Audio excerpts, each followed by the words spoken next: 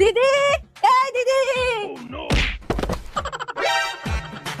কি হয়েছে রে? আমরা বড়লোক হয়ে গেছি।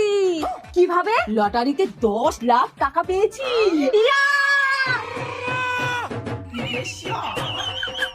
তা কি করবি টাকা দিয়ে? ভাবছি বাবার দেয়া জায়গাটাতে ছোট্ট একটা ঘর বানাবো। আমার অনেক দিনের স্বপ্ন নিজের একটা ঘর হবে। ধুর পাগল, ছোট্ট ঘর দিয়ে কি করবি? স্বপ্ন দেখতে হলে বড় করে দেখতে হয়, বুঝলি? তুই চাইলে দোতলাও করতে পারবি। কিভাবে? এটাও জানিস না?